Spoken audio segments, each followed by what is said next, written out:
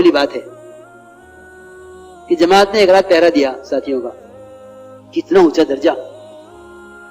بھیا عمر پیچھے ہٹ جاؤ، تمہیں کوئی حق نہیں ہے لوگوں کے اعمال کے بارے میں سوال کرنے کا. یہ کیا عرض کروں، ہم لگ گئے ایک دوسرے کی اصلاح میں،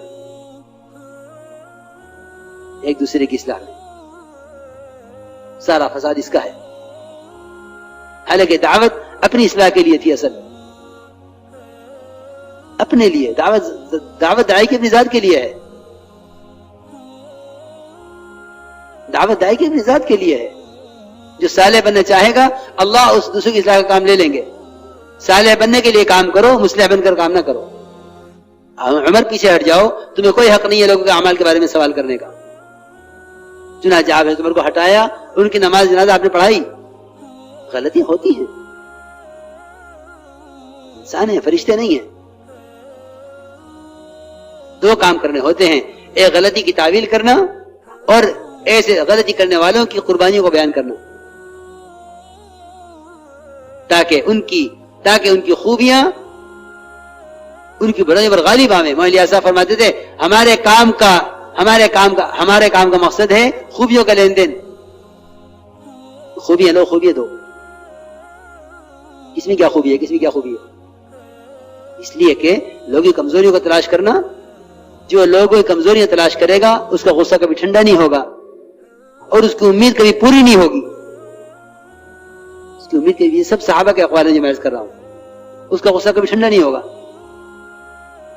اس راستے میں دوسروں کی اصلاح کی نیت لے کر چلنے والے جلدی مایوس ہو جائیں گے. اس لیے محض اپنی اصلاح کی فکر سے چلو اور ساتھیوں کی غلطیوں کو چھپاؤ. یہ میں بہت ضروری بات عرض کر رہا ہوں، غلطیوں کو چھپاؤ، کیونکہ غلطیوں کا چھپانا تربیت کرے گا. عمر رضی اللہ تعالی عنہ ایک گھر میں داخل ہو گئے اچانک رات کے اندھیرے میں، کیونکہ گھر کے اندر سے گانے بجانے کی آواز آ رہی تھی. حضرت اندر داخل ہوئے اور دیکھا کہ ایک بڑے میاں شراب پی رہے ہیں. میں اس عمر میں یہ گناہ، موت قریب ہے تمہارے؟ بڑے میاں نے کہا امیر المومنین میں نے ایک گناہ کیا کہ میں شراب پی رہا ہوں. آپ نے 3 گناہ کیے ہیں. دیوار پھلان کر آئے گھر میں اور میرا عیب تلاش کیا اور بغیر اجازت کے آئے. قرآن نے تینوں سے منع کیا ہے، قرآن نے تینوں سے روکا ہے. بدگمانی کی، تجسس کیا اور بغیر اجازت کے اندر داخل ہوئے. قرآن نے ان تینوں کو ایک ساتھ بیان کیا ہے، بدگمانی، تجسس، پھر غیبت. دیکھو غیبتیں کیوں ہوتی ہیں؟ غیبتیں ہوتی ہیں تجسس کی وجہ سے، اور تجسس ہوتا ہے بدگمانی کی وجہ سے، اور بدگمانی شیطان پیدا کرتا ہے. اس لیے فرمایا اجتنبوا کثیرا من الظن ان بعض الظن اثم. اے ایمان والو بدگمانی سے بچو، کیونکہ بعض بدگمانیاں گناہ ہیں. پھر کیا کرو گے؟ پھر بدگمانی کی وجہ سے تجسس ہوگا کہ دیکھو یہ بات ہے یا نہیں ہے، پھر غیبت ہوگی. چنانچہ عمر رضی اللہ تعالی عنہ اپنے منہ میں کپڑا دبا کر روتے ہوئے نکلے. اپنے رونے کی آواز کو دبانے کے لیے اپنے منہ کے اندر کپڑا گھسائے ہوئے تھے کہ باہر عبداللہ بن مسعود کھڑے ہوئے تھے. ان کو بھی نہیں معلوم ہوا کہ اندر کیا دیکھ کر آئے ہیں.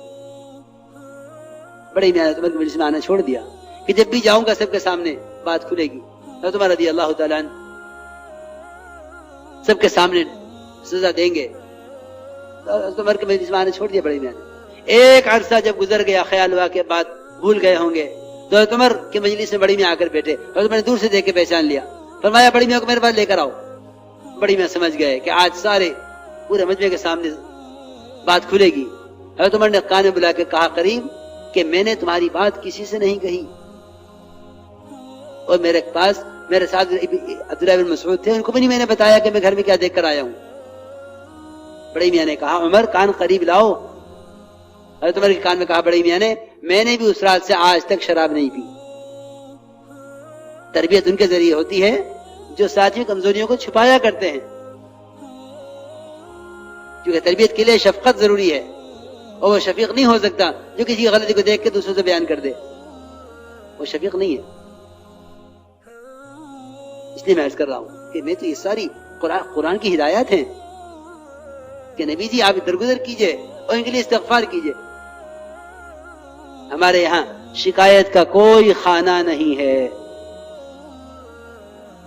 شکایت کا کوئی خانہ نہیں ہے۔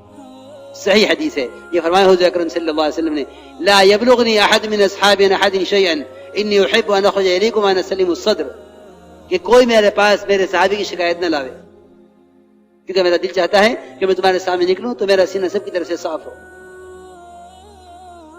جب نبی کہہ رہے ہیں کہ میں چاہتا ہوں کہ میرا سینہ سب کی طرف سے صاف ہو، تو پھر ایک امتی کو اس کا کتنا اہتمام کرنا چاہیے۔ یہ تعلیم ہے نبوت کے لیے۔ نبی جی آپ ان کے لیے استغفار کیجئے۔ اللہ میں نے ایک بات عرض کی تھی کہ ساتھیوں سے غلطی ہو جائے تو ان کی قربانیاں بیان کیا کرو۔